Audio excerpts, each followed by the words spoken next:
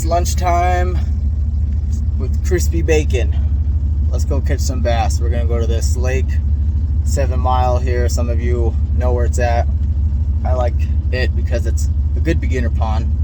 A lot of bass in there. You always get a bite somehow. So it's a good place to practice at. So let's go.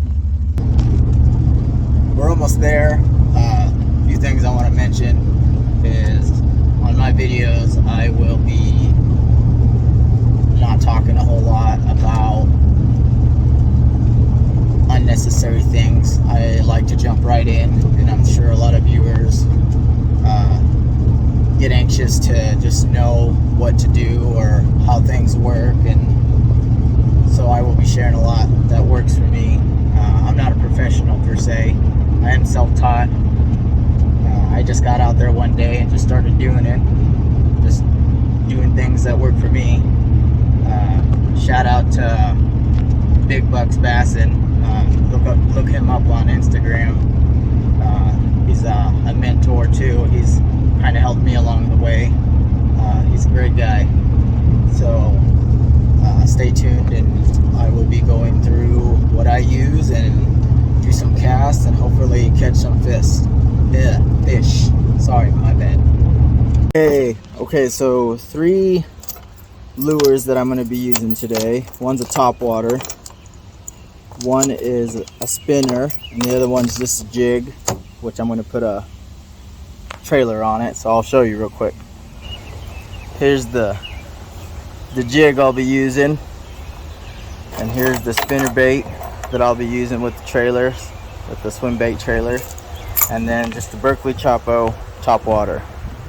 And here's my poles. Nothing special, but that ain't the pole, it's the fisherman. So let's see how good I do. Okay, so I am not going to take a whole lot of time talking about my lures, but this is an Ozark lure that I just got from Walmart. I've been using the same type of lure for the last three years, so it's been really good to me. I'm going to change this out, and I'll show you what I like to use. I like to use these, but I think it's a little worn out. Let's see. Okay, so here these are Rage Swimmers.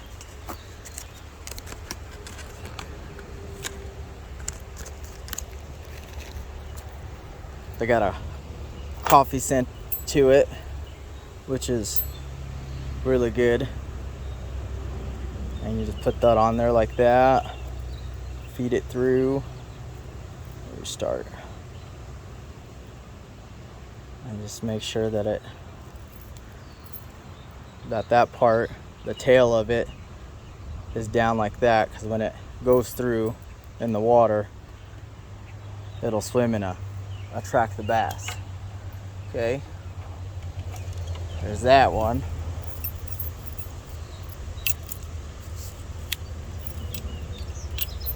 I'm gonna try that one out. And this one you might want to use on a medium retrieve. Nothing fast, nothing slow though. And then on this one, I'm going to use these Rage Tail craws, also coffee scented. I love these a lot. Also, you can get these at Walmart. And then I'll basically just tear that little bit off like that. That way it's even on here.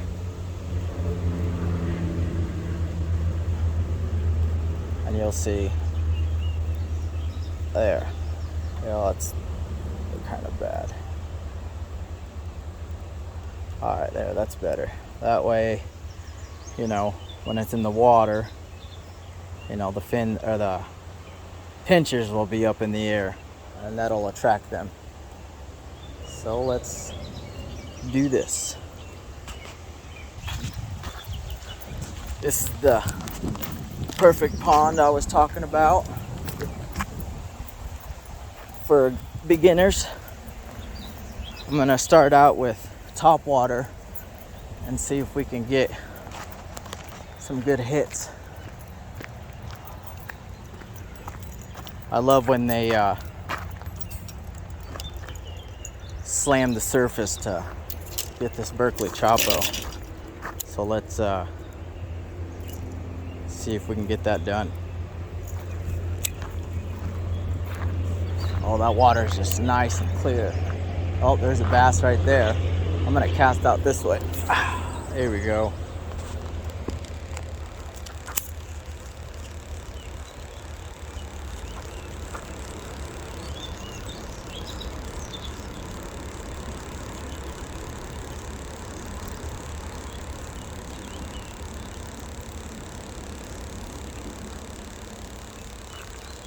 You know, just a nice slow retrieve. You just want to get that tail flopping, get that noise. Oh, that's probably good right there.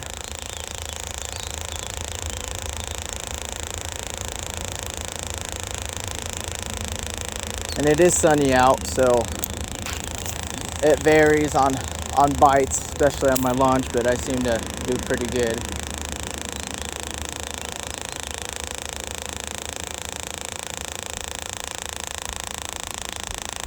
Nothing wants to bite over here. So I'm gonna try this side.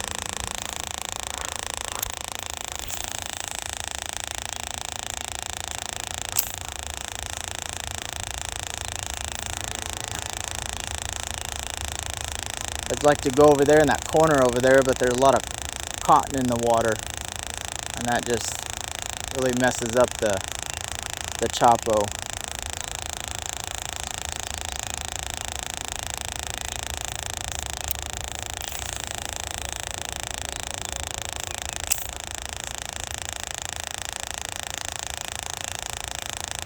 I might have to go over there and cast another way.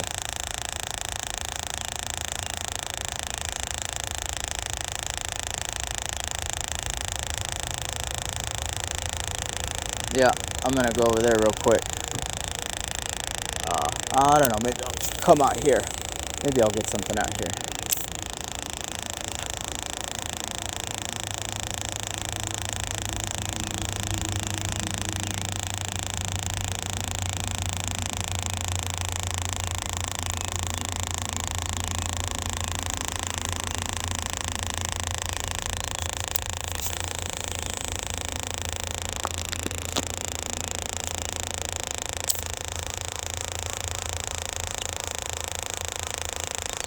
Oh, got one.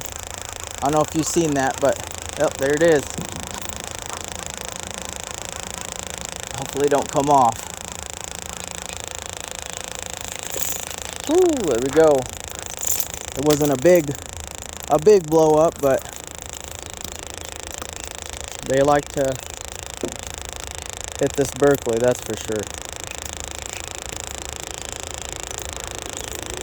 And like I said, they vary in size here. They're not always the biggest out here, but they're always fun to catch, no matter what. Let's see if we can get that again. Oh.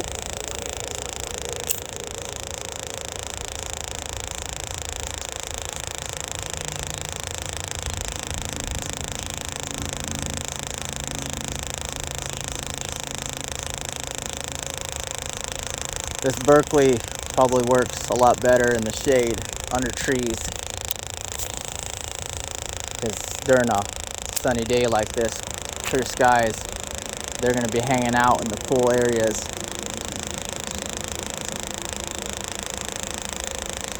At least the big ones are.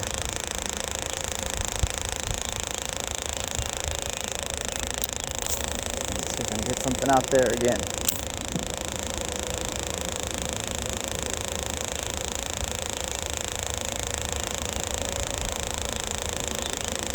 There's a lot of moss over here. I think I'm gonna throw my jigging pig right into that moss. I have a feeling I'm gonna get a hit probably on the first cast or two.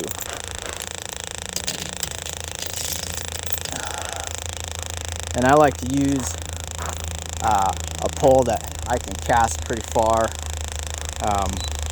and It's not a very fast retrieve. You don't want to fast retrieve on these jigging pigs. You just want to, you know, slightly cast it and just kind of work your way. And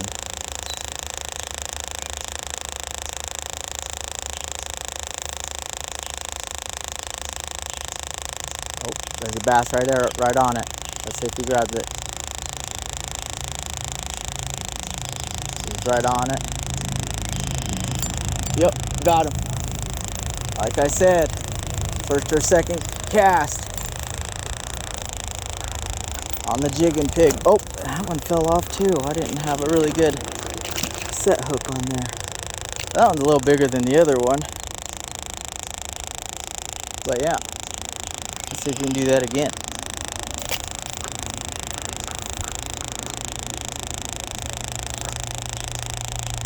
I love when they just lock onto it.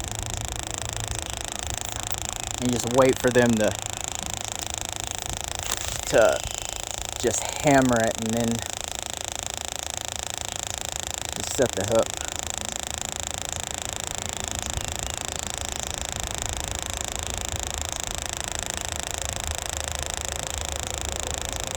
This works for in the shallow areas and along the moss over there if you can see it. And we'll throw it deep too over here and see if we can get anything.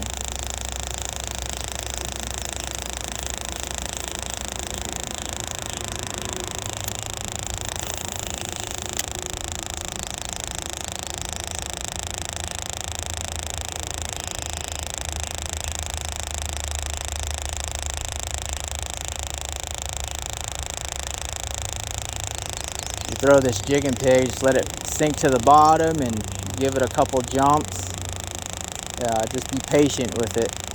It'll do its job. Oh, I thought I had a bite there. Oh, there's some,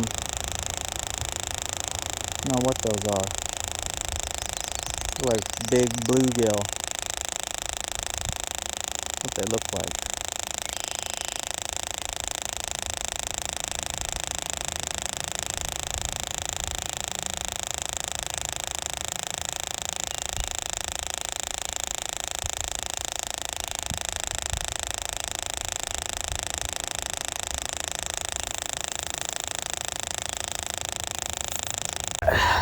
My trusty dusty spinner. I like this on a sunny day because it's pretty shiny and it catches their eye and they seem to love it. So let's see, and I let it fall. I count to like maybe 5 and I just, you know, start to retrieve, keep my pole down and just retrieve. Not fast, not slow, just a steady. You might feel a little bit of vibration, which is good because that's that spinner moving on you.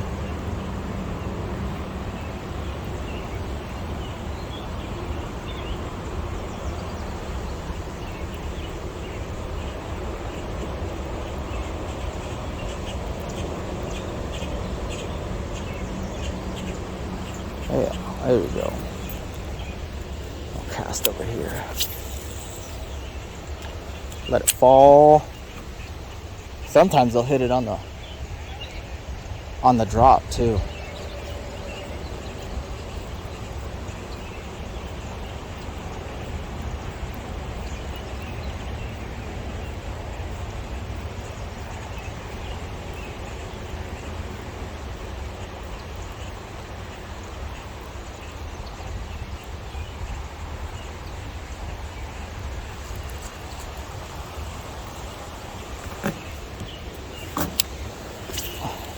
Try it over there.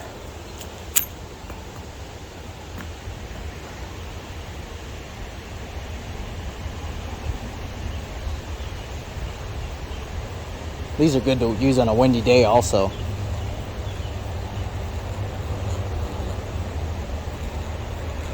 And if you think you're too low, just raise that pole up, the tip of your pole up, and it'll bring it up more off the ground. That way you're not dragging on the bottom.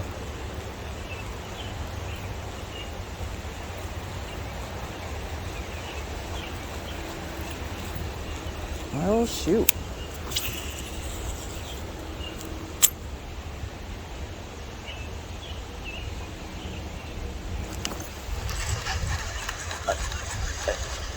Did I get him on the drop? I did get him on the drop. I told you. I just let it sink, and he hit it. Oh, don't come off, don't come off. Oh, good thing is also when you're reeling it in, try to keep your pole down so they don't jump out and start flopping around because they're trying to throw that hook. But yeah, see? Like I said, they're not the biggest out here. There are big ones out here. I've caught a couple big ones out here. I caught a master angler out here, and so there are big ones out here. But yeah, there's that. On the drop, like I said.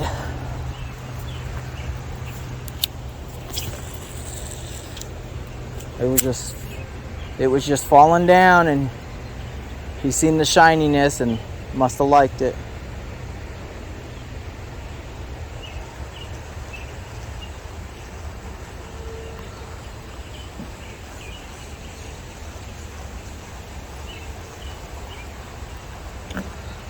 Pre-spawn's pretty fun because those little ones like that last one I just caught, it's probably not even a pound, but they fight like, 2-pounders. They're just hungry and aggressive. It's fun. You go out there and you cast a line and you start reeling in, and they hit it, and you think you got a monster on there, and it ends up being a dink like that. So it even makes it worthwhile that you even catch anything. Oh, did I get another one? I don't know. No, I don't think so.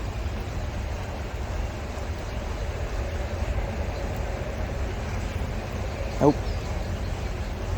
I thought I did.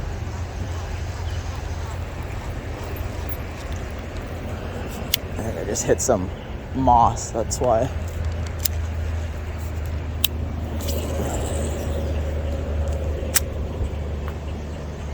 There's some people over there. Look like, I think they're swimming.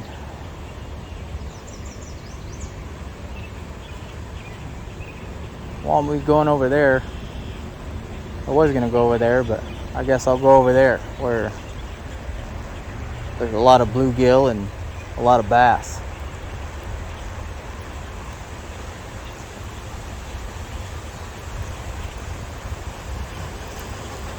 Oh, I'm gonna cast one time and then we're gonna go over there.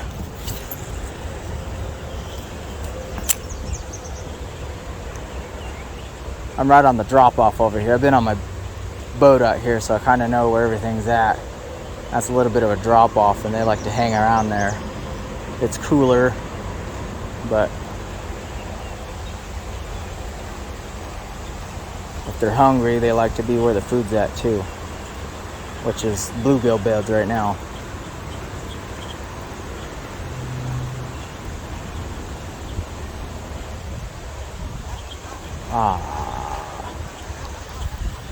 I got a lot of freaking stuff on there though. One more cast. The famous saying. The famous saying that gets me in trouble with my wife. And I'm sure a lot of other people's wives. Just one more cast. Turns out to be 10, 20.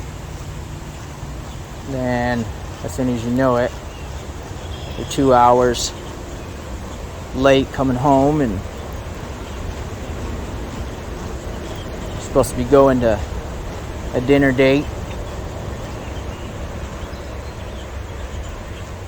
and your butt starts to feel raw while you're walking in the door because you know it's about to get chewed. Sometimes it's worth it though. Don't let my wife know that. I didn't say that.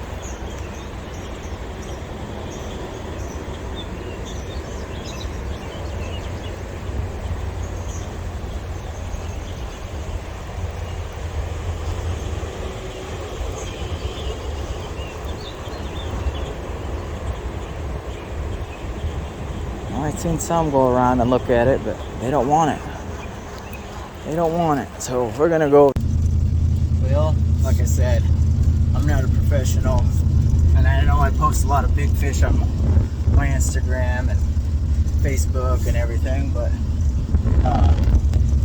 sometimes I just catch the dinks, and that's enough for me. It's fun, therapeutic, and that's all there is to it. Just gotta have patience.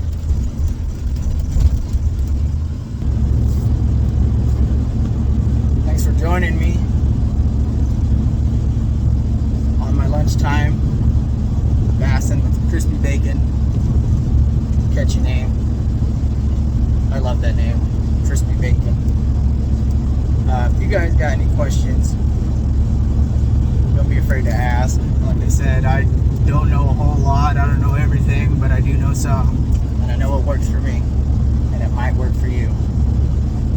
So, Fred, if you're watching this, just shut up.